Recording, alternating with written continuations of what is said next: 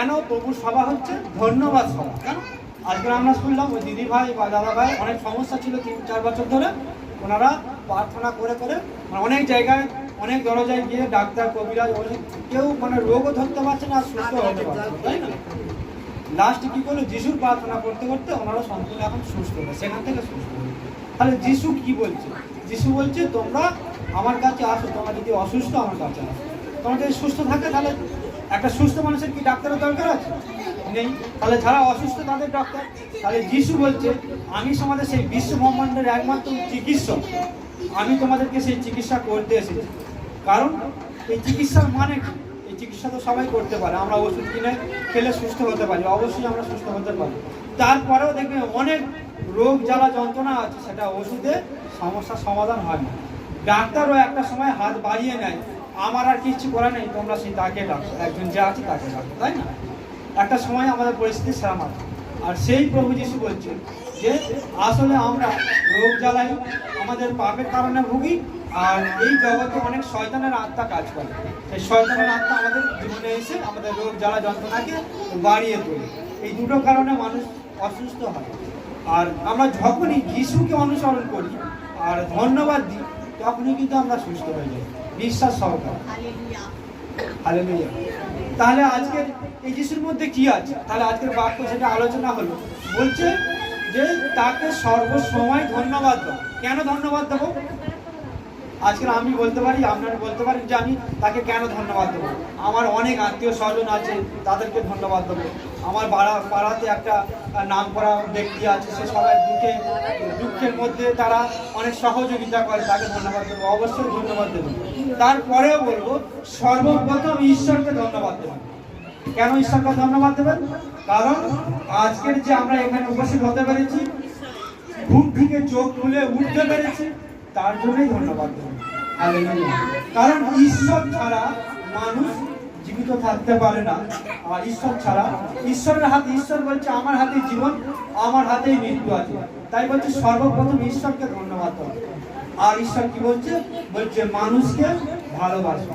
তাহলে এই মানুষকে যদি ভালো না আমরা বাঁচতে পারি, তাহলে বলছে আমরা যাই করি না কেন আমাদের আত্মাকে কিন্তু স্বর্গে নিয়ে যেতে পারবো না। কারণ আমরা এই ধুলোর দেহ, আমাদের দেহটা কিসের? প্রত্যেকে মন দিবাক করে বলছে আমাদের মাটির দেহ মাটি হবে। আর এই আত্মা যে ঈশ্বরের আত্মা আমাদের মধ্যে দেওয়া আছে, সেই আত্মা কিন্তু ঈশ্বরের কাছে ফেরত যাবে। তাহলে সব জায়গায় তুমি যেখানেই যাও না কেন, ঈশ্বর একজনই আছে, আর তিনি সৃষ্টিকর্তা। তিনি আপনার আমার সমস্ত পাপকে বহার জন্য সেই ঈশ্বরের রূপ ছেড়ে আজকে পৃথিবীতে মানুষের রূপ নিয়ে প্রভু যীশু খ্রিস্ট হিসাবে আমাদের সঙ্গে বসবাস করবে। বুঝতে পারলেন তো যীশু কেন এসেছে?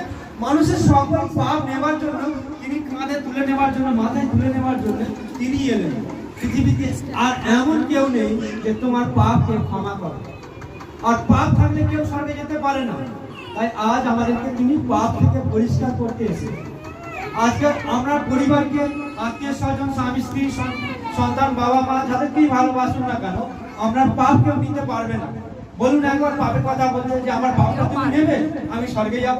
একবার গিয়ে বলুন তো, আপনাকে যে যত ভালোবাসো তাকে বলুন যে আমি অনেক পাপ করেছি, আর পাপ থাকলে যে আমি স্বর্গে যেতে পারবো না, তুমি কি আমার পাপ নেবে?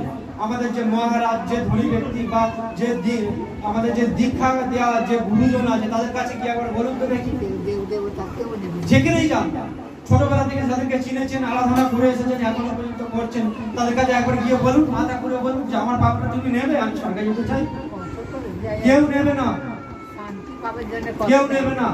কারণ তার প্রমাণ আমাদের গীতা শাস্ত্র, রামায়ণ মহাভারত শুনেছেন তো অনেক। সেখানে কি লেখা আছে? বলছে রত্নদস্যুক যখন চুরি ডাকাতি করছিল, আর মানুষের কান কেটে নিচ্ছিল, হাতের চুরি খুলে নিচ্ছিল, গলার চেন খুলে নিচ্ছিল, মানুষকে মারছিল, আর এইভাবে চুরি চিন্তাই করে তার জীবনে সংসার চালাতো। আর সেখান থেকে যখন বৈকুণ্ঠ থেকে দেবতা নেমে আসলো, এসে বলছে সে সাধুর বেশে, ব্রাহ্মণ বেশে নেমে এসে সেই দস্যুকে বলছে তুমি এত ডাকাতি করছো, এত অন্যায় করছো, এত পাপ করছো, তুমি কি স্বর্গে যেতে পারবে মৃত্যুর পরে? বলছে স্বর্গ আবার কি? স্বর্গ তো আমি বুঝি না কিছু। বলছে স্বর্গ আছে। বলছে কেন? আমি যাদেরকে এই চুরি চামারি করে যাদেরকে খাওয়াচ্ছি, আমার বাবা মা, আমার বউ, আমার সন্তানরা যারা আছে, তারা আমার পাপ নেবে। বলে তোমার পাপ কেউ নেবে না, তুমি স্বর্গে যেতে পারবে না। এই দেহ তো আমাদের খুব বলযুক্ত হলে 70-80 বছর, খুব ভালো করে যদি ঈশ্বর জীবন দেয় তাহলে 120 বছর। বাইবেলে লেখা আছে 120 বছর মধ্যে কেউ পাবে। কিন্তু আগে মানুষ কি বলছে 930 বছর বেঁচেছিল, 800 বছর বাঁচত। হ্যাঁ, বাইবেলের প্রথম থেকে যারা শুরু হয়েছিল 900 বছর, 800 বছর, 700 বছর করে তারা বাঁচত। পৃথিবীতে এত পাপ বেড়ে গেল, ঈশ্বর বললো না এতদিন তোমাদের আহু দিলে হবে না, তাই 120 বছর মধ্যে স্টপ করলো। আবার এখানে বলছে বিশ্ববিদ্যা একটা বাক্য বলছে যে 70 থেকে 80 বছর যদি বলযুক্ত হয়, তাই বললাম। কিন্তু এখন 70-80 তো দূরের কথা, 40 পেরোলেই মনে হচ্ছে কখন কি হবে তার ঠিক নেই, তাই না? তাও আমি ছাড়লাম, কারণ আমরা জানি না হাসপাতালে গিয়ে দেখো একটা 12 বছরের সন্তান, একটা জন্ম এই মাত্র জন্ম হলো তারও মৃত্যু হচ্ছে, তাই না? তাহলে এগুলো কেন হচ্ছে, কি জন্য হচ্ছে?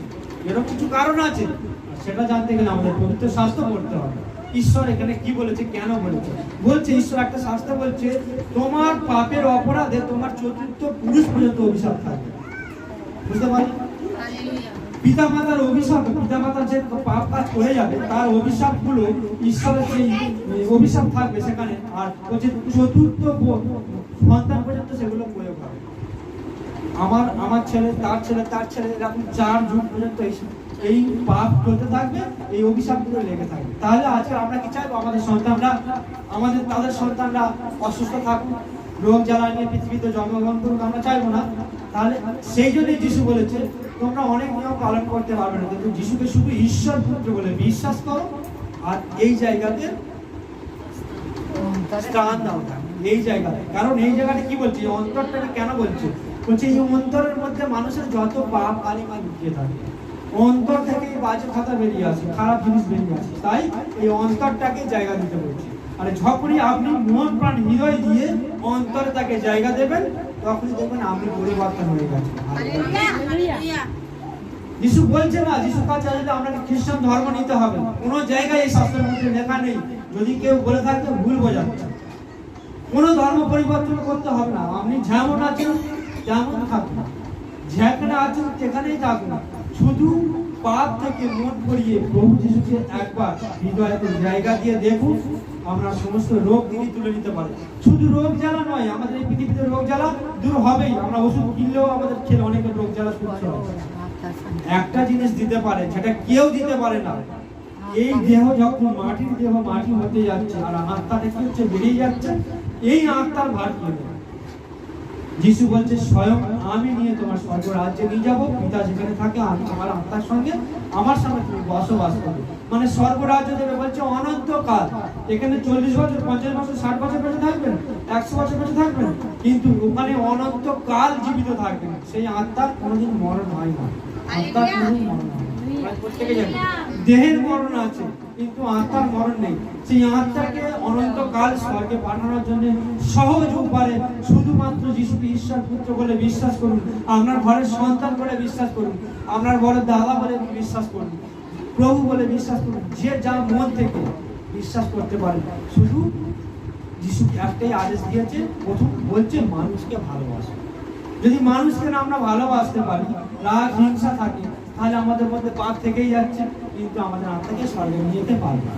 আর যখনই এটা আমরা পরিষ্কার করতে পারি না, কিন্তু আমরা এইটার জন্য প্রার্থনা রাখতে পারি, প্রভু যিশুকে দায়িত্ব দিতে পারি। আর যখনই আমরা দায়িত্ব দেবো, তখনই তিনি আমাদের মন পরিষ্কার করতে থাকেন। হালেলুয়া। আমরা বিভিন্ন পরিষ্কার হওয়ার জন্য অনেক দামি দামি সাবান ব্যবহার করি না, কিন্তু বিশ্বের 1 নম্বর বড় সাবান যিশু খ্রিস্ট। হালেলুয়া। যেটা কেউ পরিষ্কার করতে পারে না, জগতের কোনো সাবান পরিষ্কার করতে পারে না, সেই মনের ময়লা তিনি পরিষ্কার করতে পারেন। তার জন্য তাকে ধন্যবাদ দিতে হবে। হালেলুয়া। তাই আমরা যে একটা বাক্য থেকে আলোচনা করব, কে একজন বাক্য খোলো 1 থেসলোনিকীয় 5 অধ্যায় 16 থেকে 19। 1 থেসলোনিকীয় 5 অধ্যায় 16 থেকে 19 বড় প্রয়োজন করবে। বলছি সব সময় তোমরা ধন্যবাদ দাও, আনন্দ করো, সব সময় প্রার্থনা করো, আর সব অবস্থার মধ্যে ঈশ্বরকে দিও ধন্যবাদ। হালেলুয়া। সব সময়ের জন্য দুঃখে আছো ধন্যবাদ দাও, সমস্যায় আছো ধন্যবাদ দাও, অসুস্থ আছো ধন্যবাদ দাও, সর্ব বিষয়ে ধন্যবাদ দিতে বলছে। কারণ যে বেঁচে আছি তার জন্য ধন্যবাদ। কারণ আজকে চিন্তা করো, আজকে অনেক মানুষ আজকে সকাল দেখতে পায়নি, তাই না? অনেক হাসপাতাল, অনেক জায়গায় খবর নিয়ে দেখো, অনেক মানুষ মারা গেছে, কিন্তু আমরা বেঁচে আছি, তাই না? 1 থেসলোনিকীয় 5:19 বাক্য বলছে, পবিত্র আত্মাকে নিভিয়ে ফেলো না। 16 দেখো, অন্যায়ের বদলে কেউ যেন অন্যায় না করে। তোমরা সব সময় একে অন্যের এমনকি সময় আনন্দিত থেকো, সব সময় প্রার্থনা করো, আর সব অবস্থার মধ্যে ঈশ্বরকে ধন্যবাদ দিও, কারণ খ্রিস্ট যিশুর মধ্য দিয়েই তোমাদের জন্য তাই ঈশ্বরের ইচ্ছা। ঈশ্বরের স্বয়ং ইচ্ছা যে এই আমার পুত্রকে পাঠালাম, এই পুত্রকে বিশ্বাস করো আর সর্বসময় ঈশ্বর হচ্ছে যিশু খ্রিস্টের নামে প্রার্থনা করো, আমি সবকিছু দেব। কারণ ঈশ্বর এতটাই পবিত্র, যদি তাদের ঈশ্বর যদি আমাদের কাছে আসে না, আমরা ধ্বংস হয়ে যাবে। তাহলে আমরা আমাদের পাপও ধ্বংস হবে আর আমাদের দেহ ধ্বংস হবে, তাহলে আমাদের কোনোটাই লাভ হবে না। তাই আমাদের সূর্যের দরকার আছে, সূর্য না হলে আমাদের পৃথিবী অচল হয়ে যাবে। সূর্যের আলোর যে তাপ দরকার, কিন্তু সূর্য যদি আমাদের কাছে নেমে আসে, আমরা কি বাঁচবো? তাহলে ঈশ্বরের কত তেজ চিন্তা করো, যে ঈশ্বর ওই সূর্যকে সৃষ্টি করেছে, আর ঈশ্বর যদি আমাদের কাছে নেমে আসে, আমরা সবাই ধ্বংস হয়ে যাবো। তাই তিনি মাধ্যম পেতেছিলেন। মাধ্যম বলছে যে অনেক যুগ যুগ যুগ ধরে অপেক্ষা করার পরে বলছে তোমাদের পাপ থেকে উদ্ধার করার জন্য আমি একজনকে পাঠাবো। তিনি তার শরীর থেকে একটা সৃষ্টি করলেন। বলছে পৃথিবীতে একটা পবিত্র গর্ভ দরকার আছে। সেই পবিত্র গর্ভ খুঁজছে সেই স্বর্গদূত এসে বলছে সন্ধ্যাবেলা একটা মেয়ে সন্ধ্যা দিচ্ছে, কুমারী মেয়ে, সে ঈশ্বর ভক্ত, তার মনে ঈশ্বরের আত্মা কাজ করে। তার কাছে স্বর্গদূত এসে বলছে আজ থেকে ঈশ্বর তোমাকে মনোনীত করেছে, তুমি এক সন্তানের জন্ম দেবে, আর সেই সন্তান পৃথিবীর সমস্ত মানুষের পাপভার মাথায় তুলিয়া দেবে। Hallelujah, hallelujah. তাহলে বুঝতে পেরেছেন, মরিয়ম শুধুমাত্র একটা মাধ্যম, কিন্তু ঈশ্বরের শক্তিতেই তিনি সৃষ্টি হয়েছিলেন। তার মধ্যে ঈশ্বর 100% ঈশ্বর ছিল, কিন্তু 100% মানুষ রূপ নিয়ে মানুষের কাছে আসলেন যেন মানুষের সঙ্গে বসবাস করতে পারে। বলছে তোমার কি হয়েছে? সেই মেয়েটা বলছে, সেই বাবাটা বলছে আমার মেয়ে মারা গেছে, মরো অবস্থা। একটা ভিড়ের মধ্যে, এখানে জনসভা হচ্ছে, যেমন ঠিক যিশু একটা জনসভা গেছে, সেখানে সব লোক ভিড় আছে, আর একটা লোক এসে বলছে যিশু যিশু আমার বাড়িতে চল, আমার মেয়েটা মরো অবস্থা। যখন এই কথা বলতে বলতে পেছন থেকে তার বাড়ির আর একটা লোক এসে বলছে আর যিশুকে বিরক্ত করো না, তোমার মেয়েটা মারা গেছে। বলছে তোমার মেয়েটা মারা গেছে। তখন যিশু কি বললো জানো? যিশু বলছে শান্ত হও, তোমার মেয়ে মারা যায়নি, সে ঘুমোচ্ছে। তিনি তার বাড়িতে গেলেন। বাড়িতে গিয়ে সেই দোতলার মধ্যে গিয়ে দরজা বন্ধ করে দিয়ে তার বাবা মাকে নিয়ে উপরে উঠলেন। বলছে কুকুমনি ওঠো, হাতটা ধরে বলছে কুকুমনি ওঠো, আর সঙ্গে সঙ্গে তিনি জীবন্ত হয়ে উঠলেন। হালেলুয়া। এই জন্যই জীবন দিতে পারে, তিনি জীবিত ঈশ্বর, তিনি কোনো মৃত ঈশ্বর নেই। তিনি 3 দিনের দিন জীবিত উঠেছিল ক্রুশ থেকে, যাকে যেমন ক্রুশে মৃত্যুবরণ করা হয়েছিল। কারণ কি জানেন? ক্রুশে মৃত্যুবরণ যদি না করতো, আজ আমরা এই প্রার্থনা করতে পারতাম না, আমরা এই সুস্থতা বোধ করতে পারতাম না, আমরা অনন্ত জীবনের রাস্তাও পেতাম না। আর তখনই কি হচ্ছে? তখনই 3 দিনের দিন তিনি ভোরের বেলা জীবিত হয়ে গেছে। কবরে দেখছে যিশুর দেহ নেই। আজ পৃথিবীতে অনেকেই এসেছে, অনেকেই মৃত্যুবরণ করেছে, তাদের মৃত স্থান রয়েছে, প্রত্যেকে দেখবেন তারা মৃত্যুতে শেষ হয়ে গেছে, তারপরে তাদের আর কোনো পাতা নেই। কিন্তু আজ যিশু মৃত্যুর পর থেকে শুরু করছে, বলছে আমি পুনরুত্থান, আমি জীবন, আমি পথ। কারণ সেই সত্য পথ জীবন একমাত্র প্রভু যিশু। তিনি স্বর্গ থেকে এসেছিলেন, আবার শরীরে স্বর্গে চলে গেছেন জীবন্ত অবস্থা। তাই যিশু বলছে আমি জীবন্ত। আজ আপনি যিশুকে যখন অনুসরণ করছেন, জীবন্ত ঈশ্বরের অনুসরণ করছেন, কোন মৃত ঈশ্বরের নয়। আমরা প্রত্যেকে জানি মৃত মানুষ ঈশ্বরের প্রশংসা করতে পারে না, তাই না? কিন্তু আমরা যতক্ষণ জীবিত আছি ততক্ষণ ঈশ্বরের প্রশংসা করতে পারি। তাই ঈশ্বরের ইচ্ছা আমরা যেন সর্ব বিষয়ে ঈশ্বরকে ধন্যবাদ দিতে পারি। আপনি দুঃখে আছেন, আপনি অশান্তিতে আছেন, আপনার বাড়িতে সমস্যা, আপনি অভাবে আছেন, আপনার কাজ হচ্ছে না, আপনার ব্যবসা সমস্যা, সর্ব বিষয়ে আপনি তাকে প্রার্থনা জানান। দেখো তুমি তো আমার দাদা হিসাবে এসেছো আমার জগতে, আমার এই সমস্যাটা দেখো। তিনি বলছেন বাক্যতে, বলছে আমি তোমাদের ভাই বোন বলে ডাকতে লজ্জা পাই। তাহলে আজ আমরা তাকে দাদা বলে কেন লজ্জা পাবো, তাই না? তাকে যে যা ইচ্ছা মন থেকে ডাকতে পারেন, তাকে গুরু বলতে পারেন, তাকে পিতা বলতে পারেন, তাকে প্রভু বলতে পারেন, তাকে ঈশ্বর বলতে পারেন, কারণ তিনি জীবন্ত ঈশ্বরের রূপ নিয়ে এসেছিলেন মানুষ সেবায়। তাই আমরা যে যা ইচ্ছা বলতে পারি সেটা থেকে যায় আসে না, কিন্তু তিনি সর্ব মানুষের জন্য, তিনি একটা কোনো বিশেষ জাতির জন্য আসেনি। পবিত্র শাস্ত্রে একটা জায়গায় লেখা নেই যে যিশু অমুক লোকেদের জন্য। যিশু বলছে আমি পৃথিবীর সমস্ত মানুষের জন্য। যে কেউ আমাকে স্বীকার করে মুখে, রোমিও 9:10 বলছে, রোমিও 9:9-10 বলছে, যে কেউ মুখে স্বীকার করে প্রভু বলে আর বিশ্বাস করে অন্তরে, সেই উদ্ধার পাবে পাপ থেকে।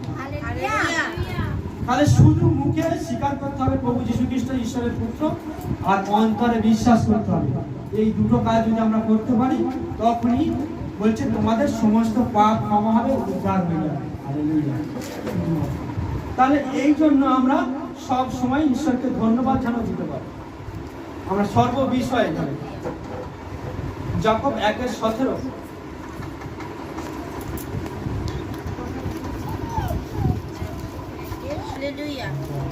যাকব 1:17 বাক্যে বলছে, জীবনের প্রত্যেকটি সুন্দর ও নিখুঁত দান ঈশ্বর থেকে নেমে আসে। জীবনের প্রত্যেকটি সুন্দর ও নিখুঁত দান স্বর্গ থেকে নেমে আসে, আর তা আসে ঈশ্বরের কাছ থেকে। তিনি সমস্ত আলোর পিতা। চঞ্চল ছায়ার মতো করে তিনি বদলে যান না। Amen, hallelujah. তাহলে এখানে বাক্য কি বলছে দেখো, যাকব 1:17 বাক্য বলছে জীবনের প্রত্যেকটা সুন্দর নিখুঁত দান কোথা থেকে আসে? স্বর্গ থেকে আসে। জানেন কি? জানেন না? একটু ভালো করে বুঝুন, বুঝে যাবেন। আজকে বাইবেলের প্রথম কথায় লেখা আছে যে এই পৃথিবীটা কেমন ছিল জানেন? এই পৃথিবীটা ছিল অন্ধকারে ভর্তি। ঈশ্বরের বাক্য দ্বারাই সেই অন্ধকারকে দূর করা হয়েছে। আকাশ মণ্ডল সৃষ্টি করা হয়েছে। আকাশে তখন এমন কিছুই ছিল না। সুন্দর করে আকাশ থেকে চন্দ্র, সূর্য এবং নক্ষত্র দিয়ে সাজানো হয়েছে। পৃথিবীতে গাছপালা, পশু পাখি, জীব জন্তু সবকিছু ঈশ্বর সৃষ্টি করেছিল। এগুলো সৃষ্টি করতে প্রায় 5 দিন সময় লেগেছে। 6 দিনের দিন ঈশ্বর বলছে এসো আমরা আমাদের মতন করে মানুষ সৃষ্টি করি। কি করলো?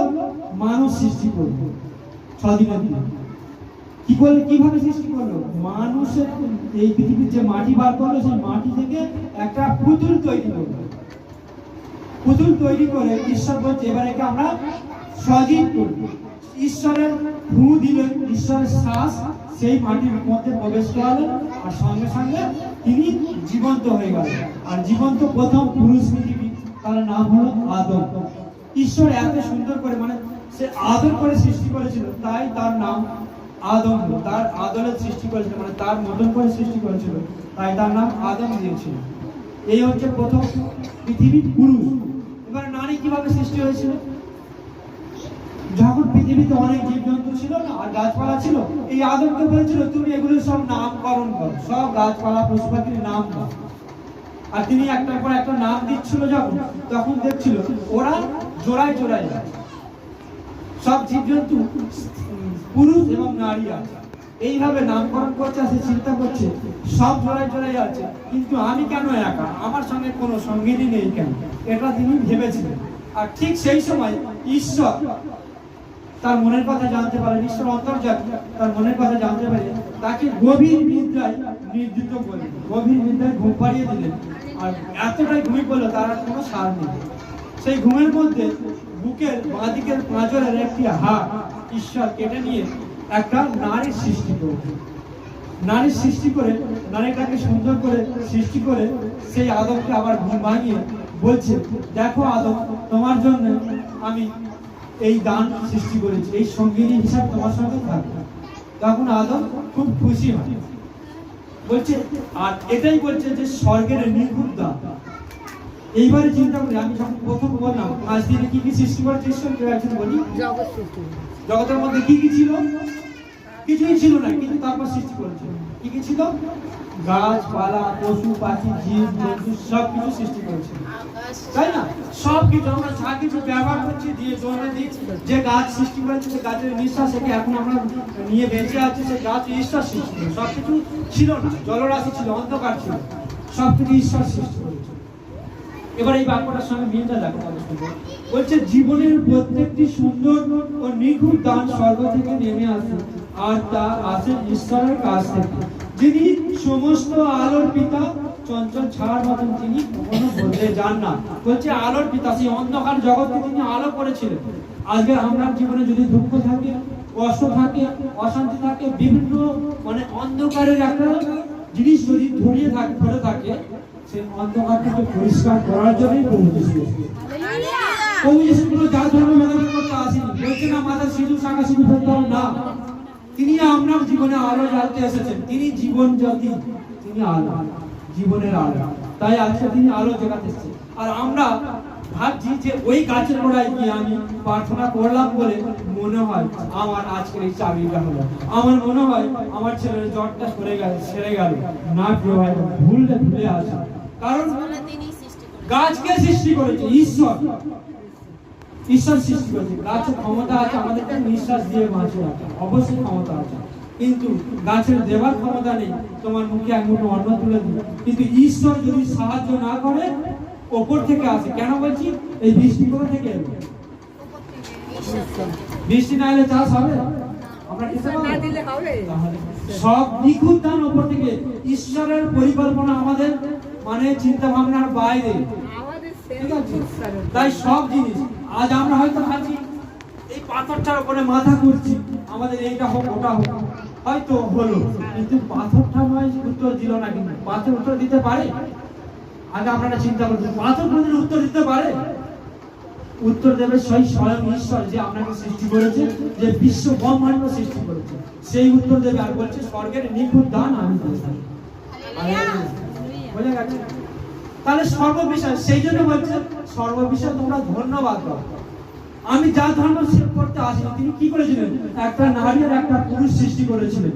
তিনি মানুষের এত জাত ভেদাভেদ সৃষ্টি করতে আসেনি। জাত কে সৃষ্টি করেছে? মানুষ সৃষ্টি করেছে।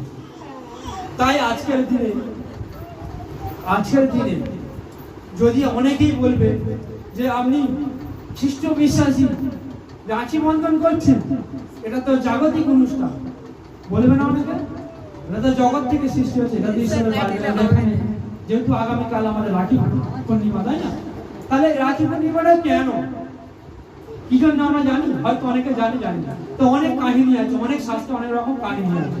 তবুও আমি একটা কথা বলি, এক সময় রবীন্দ্রনাথের সময় বিশ্বযুদ্ধ হচ্ছে, মানে মানুষ এই জাত ওই জাত সেই জাত সবাই সবার হাতে রাখি দিবে, মিলন করবে, মিলন উৎসব হিসাবে ব্যবহার করছে।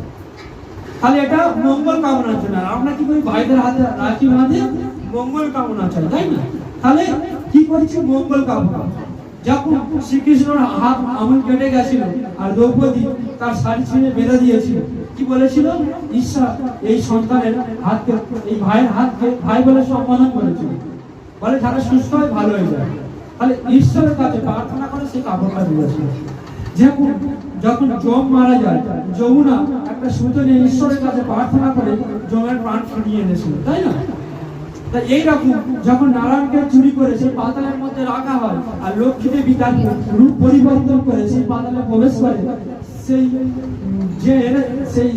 যে মহারাজা সেখানে ছিল, সেই নাগ দেবতার রাজা যে ছিল, সে কি করেছিল? বুঝতে পারেন, ওকে মন বলে স্বীকার করেছিল, আর তার হাতে সুতো বেঁধে তার মন পরিবর্তন করেছিল। আর তখন তারপরে বলছিল যে নারায়ণকে ছেড়ে দেওয়ার জন্য। তাহলে তারা সবাই ঈশ্বরের কাছে আরাধনা করেছিল, তাই না? আজকে ঈশ্বর বলে একজনই আছে। বিভিন্ন শাস্ত্রগুলো দেখে নেবেন, ঈশ্বর এক, দ্বিতীয় কোনো ঈশ্বর নেই। আজ এই ঈশ্বর তোমার হাতে আছে, পবিত্র বাইবেলের মধ্যে। যদি পবিত্র বাইবেলটা একবার পড়তে পারেন, পবিত্র শাস্ত্রটা, তাহলে আপনার জীবন পরিবর্তন হয়ে যাবে। শুধু মন নয়, জীবন পরিবর্তন হবে। আজ আমি স্বর্গে একা যাবো না, আজকে আমরা চাই আমরা প্রত্যেকে একে অন্যের সঙ্গে বেঁধে সবাই মিলে আসি, তাই না? আমরা কি করি, আমরা এই জগতে শুধু আমি ভালো থাকি, আমার এই সমস্যা, আমার ওই সমস্যা। আর এখানে ঈশ্বরের বাক্য কি বলছে, না তুমি ভালো আছো ধন্যবাদ দাও, আর ওই দিদি অসুস্থ আছে ওর কাছে গিয়ে প্রার্থনা দাও, আর প্রভু এই প্রার্থনায় আনন্দ নেবে।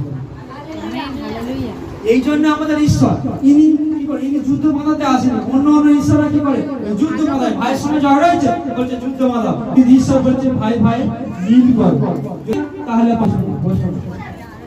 থাকুন না। আর ছড়িয়ে দিয়ে পবিত্র আত্মায় যেন আমরা পূর্ণ হতে পারি। আর পবিত্র আত্মা যখন আমাদের থাকবে তখনই আমরা পারবো। তাহলে আমাদের উদ্দেশ্যটাই, যখন আজকে ধরো আপনি খ্রিস্ট বিশ্বাসী, অনেক মাস্টাররা আসবে বলবে তুমি খ্রিস্ট বিশ্বাসী হয়েছো, যিশুর আরাধনা করে, আজকে তোমার ভাই রাখি বাঁধছো তো?